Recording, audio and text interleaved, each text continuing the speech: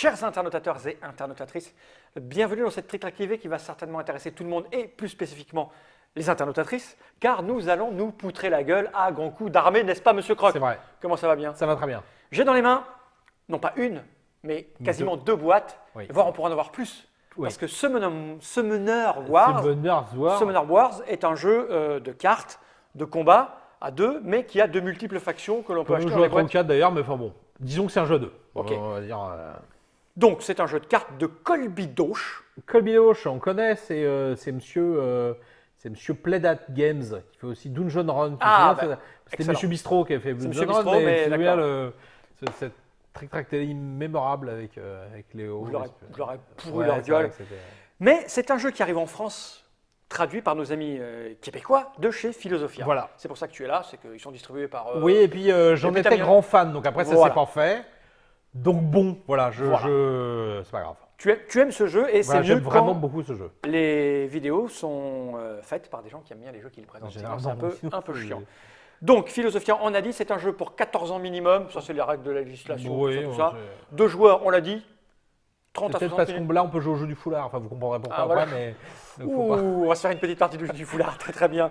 Retirez les enfants Rouge devant comme- cette rouge télévision. comme des tomates. Ouais, enfin bon, Donc voilà. là, ce que j'ai, on va préciser pourquoi il y a deux boîtes. C'est que c'est une gamme. Là, C'est une gamme. c'est une boîte dans laquelle il y a Elf du Phénix Et orques contre de la les orques de la toundra. toundra. Donc là on peut jouer.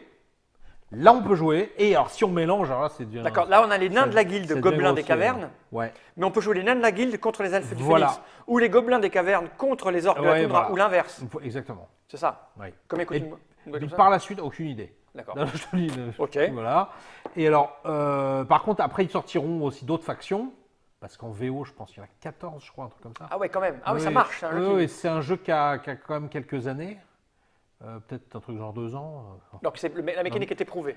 C'est très très éprouvé. Bah là, pour vous dire. Tu vous dire aux gens de la Oui, télé voilà. qui nous regardent de la télé. Il y a pas les cartes, c'est les mêmes depuis 2 ans. Il n'y a pas un errata, quoi. C'est-à-dire Ah que oui, donc là, ça a été c'est bien pensé dès le c'est départ. nickel.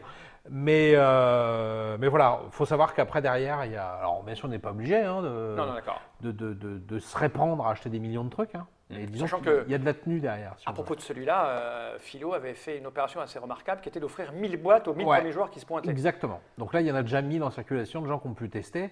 Comme il y a peut-être des gens qui ne l'ont pas eu, bah, c'est là pour ça qu'on est là. Tout est arrivé. Ok, donc on va ouvrir celle-ci, Par exemple. par exemple. On l'ouvre. Alors qu'est-ce qu'on a à l'intérieur? Celle-là, on la met de côté. Je la mets où de côté? Très loin ou... Là, c'est bien. Là, Là, c'est elle a bien. disparu, Alors le d'accord. premier truc qu'on constate dans cette petite boîte super croc, Ben voilà. c'est le petit fichu. Voilà, C'est-à-dire que c'est le ta plateau de jeu, ça. c'est ça. Donc c'est une petite carte Bon, là, en vrai tissu. Hein. Normalement, on se le met Regarde, là. on peut faire de la magie, j'aurais dû. Hop, hop, regarde, ça marche bien, regarde. C'est quoi? J'ai quelque chose dans mon tapis? Hop. Tu connais pas ce truc-là? J'ai épaté mes enfants avec une. Je t'explique un petit truc pour épater tes mômes. J'avais fait ça pendant des années avec un torchon. Ouais. Et tu sais, tu prends un truc pour mélanger la purée là, Oui. que tu planques derrière, et tu fais le tour de magie du chiffon qui Ah oui, vole. oui, J'aurais dû oui. le préparer.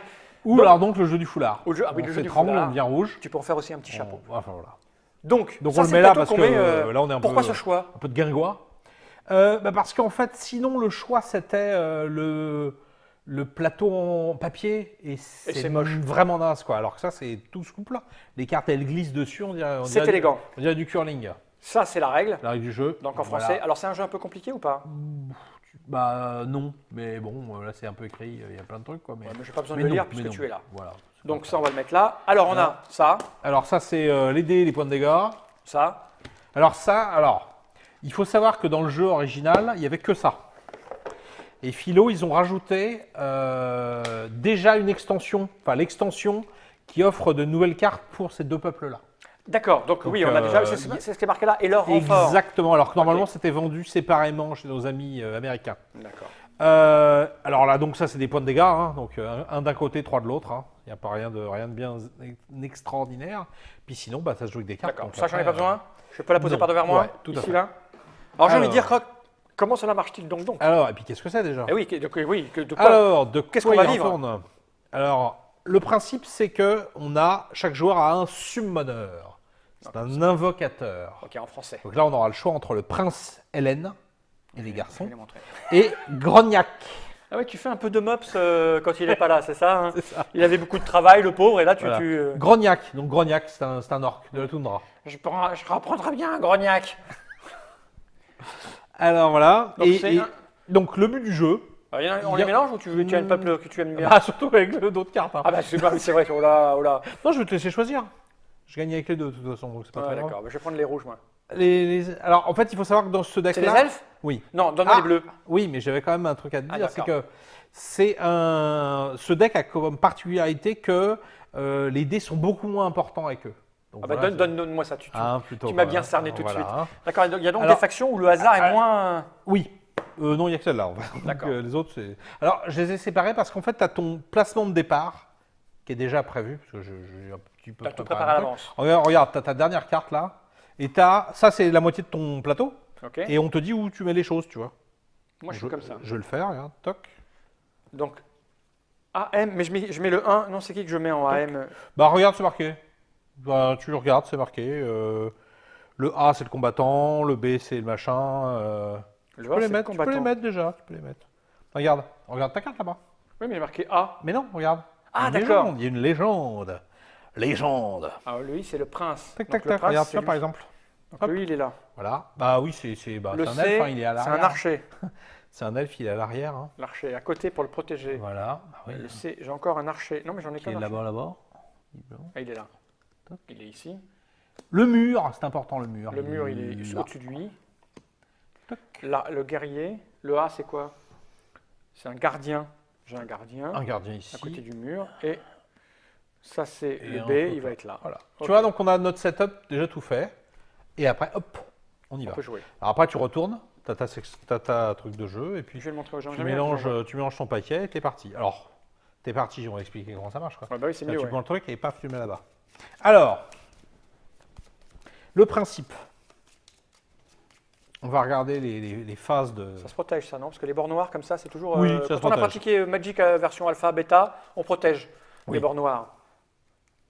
Non, la pioche, c'est là. C'est évidemment inversé. Non, on a inversé. Alors, oui, je précise pour les internautateurs, c'est un jeu à deux. Normalement, ça joue en face-face, quoi. Évidemment. Là, pour des raisons télégéniques, on est en côte-côte. Dieu sait si on a besoin d'être télégénique. Voilà. Alors, avant de décrire ce qui va se passer, bon, déjà, donc on est d'accord, mon but, c'est de tuer ce bonhomme-là, et toi, c'est de tuer ce bonhomme-là. D'accord, D'abord, la première chose, c'est savoir combien ils ont de points de vie. C'est les petits ronds qui sont là. Tic, tic, tic, t'en as 4. J'en ai 7. Oh, ah oui, l'elfe, c'est fragile. Alors, ensuite, il y a le nombre de dés que je lance quand j'attaque. Là, c'est 4. Toi, c'est 3. D'accord. Toi, tu as de la chance. Et ensuite, pour la plupart des autres créatures, à part l'invocateur, il y a leur coût d'invocation. C'est la petite valeur qui est là. D'accord. Donc 1, 2, c'est ce que tu payes pour les faire venir. Tu payes avec quoi? Tu payes avec quoi? On va le savoir bientôt. Alors, la façon dont se déroule le tour, il y a 6 phases. Donc d'abord, il y a piocher. Alors, il faut savoir qu'au début de ton tour, tu remontes ta main à 5 cartes. D'accord. Mais quand tu n'as plus de cartes, tu joues avec ce qui te reste. Donc à la fois, c'est bien de piocher plein de cartes. À la fois, après, il ne faut pas que ça s'éternise trop. Parce que des cartes, il y en a une trentaine. Hein, d'accord. Voilà. Ensuite, tu peux invoquer. Alors, invoquer, tu regardes les cartes que tu as dans ta main. Genre, par exemple, si tu as cette carte-là, tu te dis, je vais la faire venir en jeu. Je paye 1 et je la pose. Alors, où est-ce que tu la poses? Tu la poses toujours adjacent à un de tes murs. Je dis un de tes murs parce que tu peux en mettre d'autres.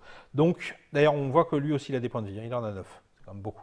Donc, toi, tu invoques là, là, là. Moi, j'invoque sur ces 4 cases-là. Si les 4 cases sont invoquées, avec quoi on paye avec les cartes qui sont là, dans la pile de magie. Là, on voit qu'il n'y a pas de cartes dans la pile de magie. Donc, on ne va pas en parler pour l'instant. Tu payes avec ça. Là, t'as rien. À un moment donné, on aura des cartes là-dedans, alors. Exactement.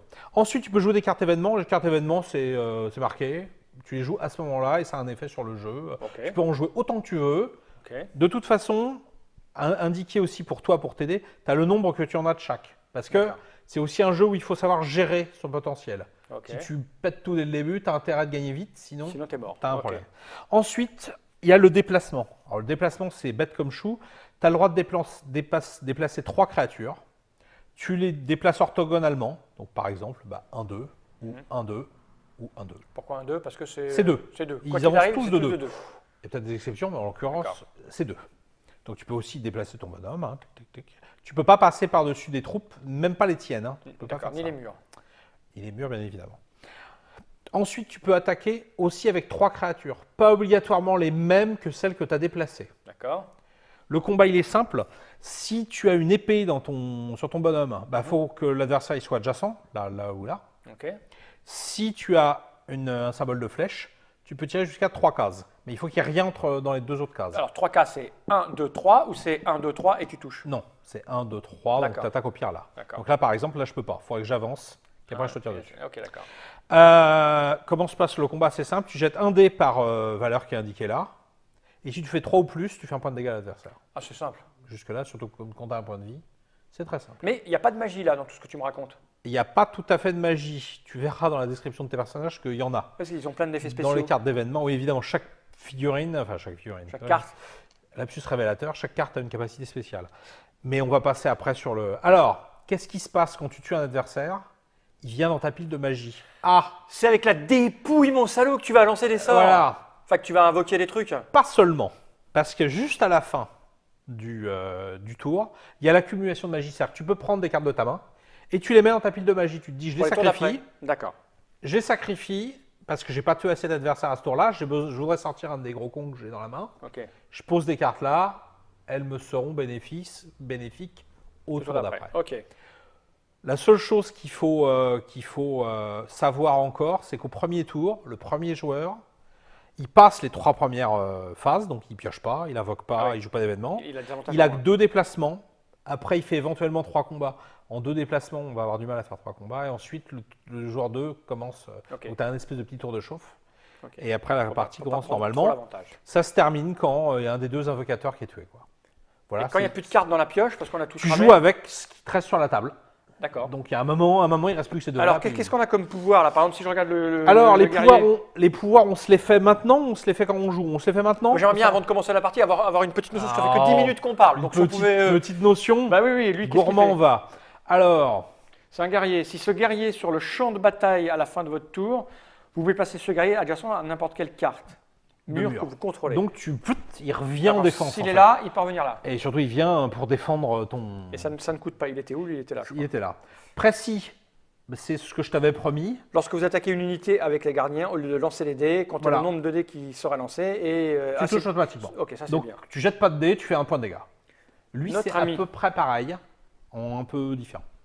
Au lieu d'attaquer avec Prince et Lion, vous pouvez choisir une carte placée jusqu'à 2 cases en ligne droite dégagée du Prince et Lion. La carte choisie reçoit 2 blessures d'un coup. C'est-à-dire qu'au lieu de tirer à 3 cases avec 3 dés, à 2 cases, tu mets 2 blessures, tu jettes pas les dés. D'accord. Ouais, ils ont tous à peu près. Longue portée, il tire à 4, l'autre tire à 3. Et lui là-bas, c'est la même chose. Tu veux que je te dise ce qu'ils font les miens? Ouais, par exemple. Le mien, dès qu'il a attaqué, je rejette un dé. Si je fais 5 ou plus, je me redéplace et je re-attaque. D'accord. Ça, c'est un petit peu méchant. Hein. Le chaman, c'est un peu terrible comme pouvoir. Il a 2 dés d'attaque. Mais s'il y en a un des 2 qui rate, les 2 ratent.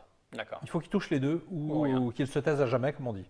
Le frappeur, il a 4 points de vie. Mais par contre, tout mec qui attaque, on ne jette pas les dés contre lui. D'accord. Il se prend les dégâts obligatoires. Ok. Et mon héros, au lieu d'attaquer, je peux lancer un dé sur 4 ou plus. Il y a des pics qui sortent de tous mes murs. Ah, et les trucs qui sont autour, ils se les prennent. Et tous les adversaires qui sont adjacents à des murs se prennent une blessure. Autant te dire que c'est un petit peu pourri. Ce qui est mieux, c'est 7 points de vie et 4 d'attaque. Et ça, c'est les marqueurs de coups que tu t'es pris. 2 points de vie, oui. Alors, bien sûr, là-dedans, il y a plein de sorts, il y a plein de trucs en plus. Mais tu vois la description des. En fait, par exemple, quand tu joues une carte brûlure en jeu. C'est un événement, bing. Ça fait des dégâts directs. C'est à mon tour, j'ai ma carte, et je dis tiens, je joue brûlure majeure, et je fais ce qui est écrit dessus. Sauf que tu sais que tu n'en as que une dans le jeu. Ah ouais. Donc, à toi de voir. x2, moi j'en ai 2. Brûlure, c'est x2. Brûlure, tu en as 2. Ah, majeur, majeur, tu en as qu'une. D'accord. Alors, tu as les troupiers que tu as vus là. Ah, il y en a qui est à l'envers. Et tu as aussi des héros, des champions, donc ils sont un peu plus gros, ils coûtent cher surtout. Et un dragon, je crois, par exemple. Et par contre, voilà, il coûte 5 à faire venir. Hein. Alors, il a beau très bien. Il est beau cette tête dans sa tenue de toréador. Il est chaud comme une crêpe au chorizo. Ça, tu voulais jouer un truc où tu jetais pas beaucoup de dés. Bon, ben on verra bien ce que ça va donner. Voilà. Je vais mélanger ça. Tu vois que c'est quand même pas. Oh non, c'est très facile. En 15 minutes, on a fait le tour. Eh bien, écoute, je vais reprendre la petite boîte. Non, pile de magie, c'est là-bas. Je vais reprendre cette petite boîte. Donc, c'est l'explication rapide et succincte, mais non moins complète. De Summoner Wars, de la guerre des summoners, des invocateurs. C'est un jeu de Colby Dosh chez Philosophia. Je ne sais pas combien ça coûte, je ne sais pas, 20, 25, je ne sais pas, un truc dans ces goûts-là, vous irez voir chez votre boutique habituelle. Un jeu Philosophia, Play at Game, dans toutes les bonnes boutiques. Ce que je te propose, Super Croc, c'est que tu m'humilies devant tout le monde dans une autre vidéo. On va essayer. C'est ça? Oui. Ok, à tout de suite pour de nouvelles aventures, j'ai envie de dire Jenny Reich. Jenny Reich.